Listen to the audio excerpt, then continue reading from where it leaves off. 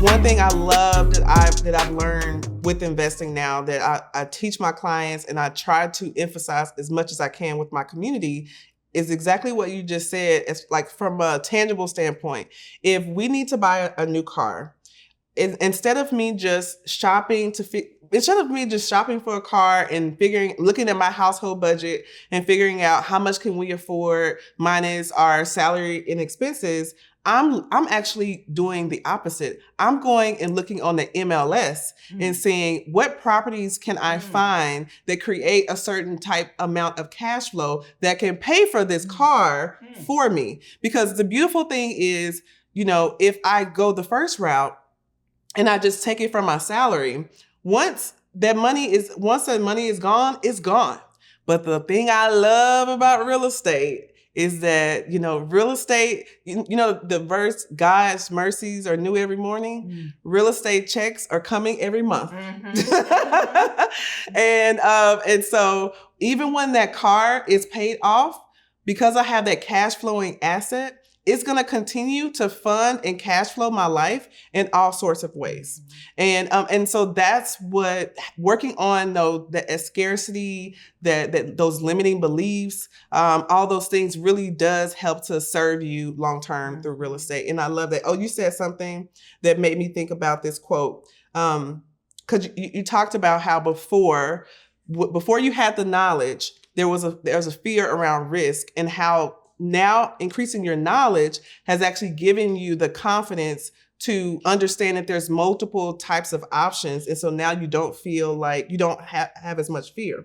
The quote is, if your community is limited to just the people that you know, your dreams will be limited to the level of the people around you.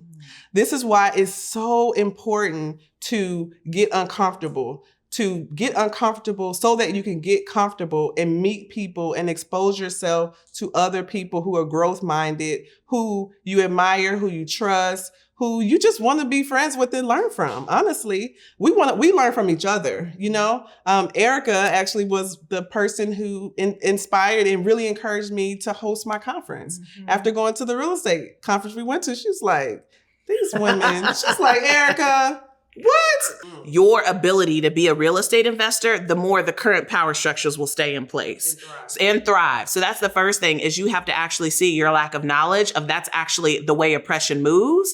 And the way to get it to move differently is my second step, is you've got to get proximate to someone who's a reflection that it can be done, someone like Erika.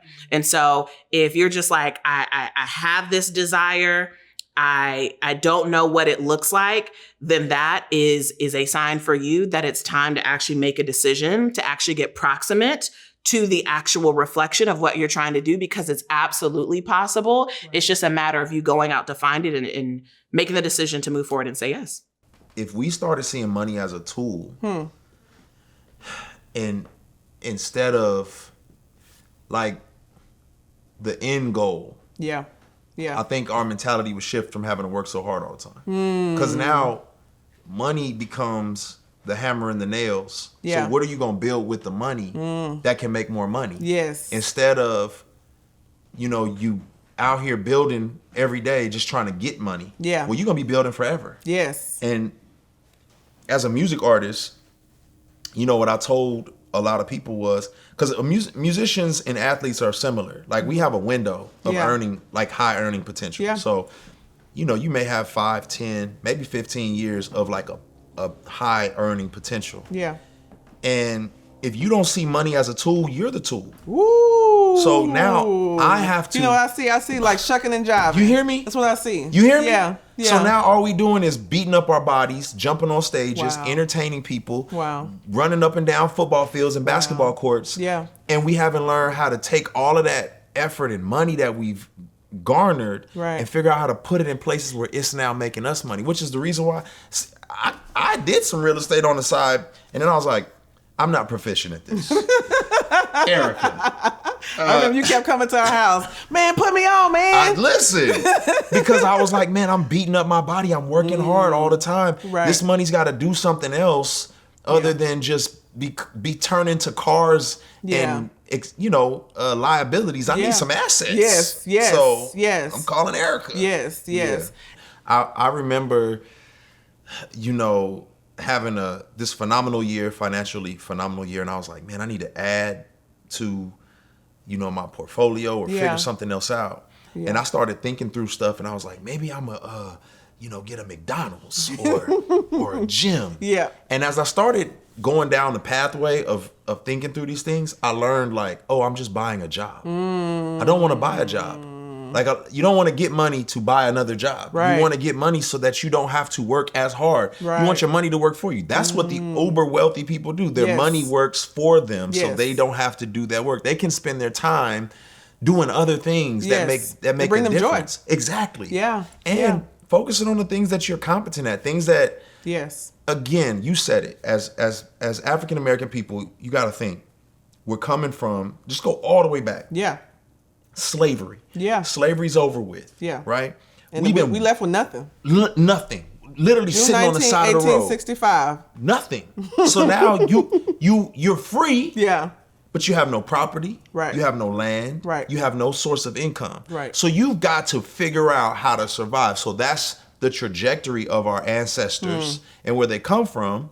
And now they work this hard, then Reconstruction era comes, and then it's like, nah, we're shutting this all down. Mm-hmm. Tulsa Massacre, all these things happen where it's like, you worked this hard for it to amount wiped away again into nothing. So now people get cynical. So sometimes you may see, they lazy. No, they're generationally cynical because it's never worked for them. Right. And some of us are like, well, forget that. Yeah. I'm going to figure out a way, and I'm going to grind, and I'm going to grind. Mm-hmm. And what we've learned to do, unfortunately, we need to unlearn is to work harder, not smarter. And so what we'll do is we'll get out there with a doggone, machete and start chopping a tree down. Meanwhile, there's a chainsaw on the other side and we don't know anything about it. So I love what you're doing because you're trying to educate people of the proverbial chainsaws that exist. Yes. And say, hey, stop chopping that tree with that knife. Yes. You got a butter knife out there. Ooh, that's so good. And that's exactly what I was doing. Not running your numbers as a newbie real estate investor. Okay, guys, I'm going to say this, and I hope you guys hear me, especially the person in the back. Rental income minus mortgage does not equal cash flow. Not true. No matter what the rental real estate influencers say, is not true.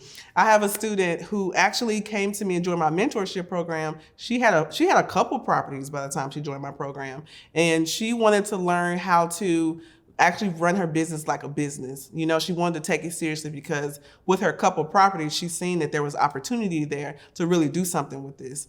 And once she went through my mentorship program, and I actually taught her how to calculate all the expenses, how to use various tools and things like, if that sounds intimidating, how to leverage various tools that can do it for you. She actually found out that one of her rental properties was in the negative, that she was actually losing money on one of her rental properties. And so that's why it's so important to actually have a mentor, have someone that can actually help you to learn how to run your numbers so you don't get into a place where you're actually losing money instead of earning money because you made a rookie mistake trying to do it on your own. I want you to reimagine what support team looks like. Yes, it's important. Having that supportive group of community that will root you on and speak your name in rooms that you aren't even in is even more key to building wealth. The way I am going to teach you to build wealth is to do it by redesigning your life the way that you want it to be, not the way that society says it should be. So when I was in that place, when I realized that I was lonely and I needed more support and I needed more people around me that I felt seen, you may be like me when you get to the place where you're trying to figure out, where do I find that? So for me, I actually joined an online community. This is my first time where I actually paid to join an online community to find friends. I know it may sound weird to pay for friends, but in this case, where I had really amazing friends, but I didn't have any other women who were like me, who were breadwinners, who were building 7-figure businesses, who were real estate investors. I didn't have that in my circle. So instead of me just sitting at home, lonely, not feeling supported, I had to go out and find it for myself.